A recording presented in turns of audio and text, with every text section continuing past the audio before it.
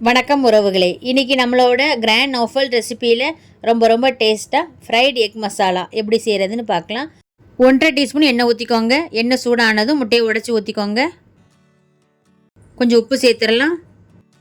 கொஞ்சமாக மிளகுத்தூள், கொஞ்சம் மிளகாய்த்தூள் தூவிடலாம். அடிப்பக்கம் வெந்ததும் திருப்பி போட்டுடலாம். திருப்பி தீயை மீடியமாக வச்சு 1லேருந்து 1.5 நிமிஷம் வேக வச்சுக்கோங்க. மொத்தம் 4 முட்டையை பொரிச்சிருக்கேன். பேனில் 2 டேபிள் ஸ்பூன் எண்ணெய் ஊற்றிக்கோங்க. எண்ணெய் சூடானதும் 2 பீஸ் பட்டை, 3 ஏலக்காய், 3 கிராம்பு, ஒரு பிரியாணி இலை, 1/4 டீஸ்பூன் சோம்பு சேர்த்துடலாம். 3 மீடியம் சைஸ் வெங்காயத்தை பொடிசாக கட் பண்ணி சேர்த்துக்கோங்க.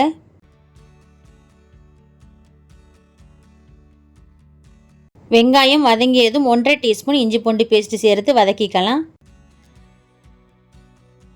2 மீடியம் சைஸ் தக்காளியை நல்லா நைஸாக அரைச்சி சேர்த்துக்கோங்க. 1 டீஸ்பூன் மிளகாய் பொடி, 1 டேபிள் ஸ்பூன் மல்லித்தூள், சுவைக்கு தக்கன உப்பு சேர்த்து கலந்து விட்டுறலாம்.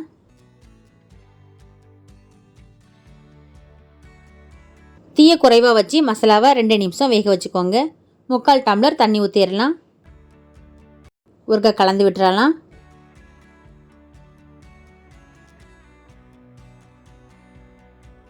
தீயை மீடியமாக வச்சு 10 நிமிஷம் வேக வச்சிடலாம். 10 நிமிஷம் ஆயிடுச்சு. ஒருக்க கலந்து விட்டுக்கோங்க.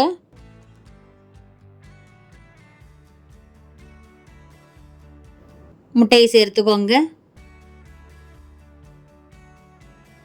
தீயை குறைவாக வச்சு 3 நிமிஷத்துக்கு வேக வச்சுக்கோங்க. 3 நிமிஷத்துக்கு அப்புறம் திறந்துடலாம். மல்லி இலை தூவி அடுப்பை ஆஃப் பண்ணிக்கோங்க. இப்போ ரொம்ப டேஸ்ட்டான ஃப்ரைட் எக் மசாலா சூப்பராக ரெடி ஆயிருச்சு. நீங்களும் கண்டிப்பாக இதை மாதிரி செஞ்சு பாருங்கள். இந்த வீடியோ உங்களுக்கு பிடிச்சிருந்தா லைக் பண்ணுங்கள், ஷேர் பண்ணுங்கள். நம்மளோட கிராண்ட் நோஃபல் ரெசிபிக்கு சப்ஸ்கிரைப் பண்ணுங்கள். நன்றி.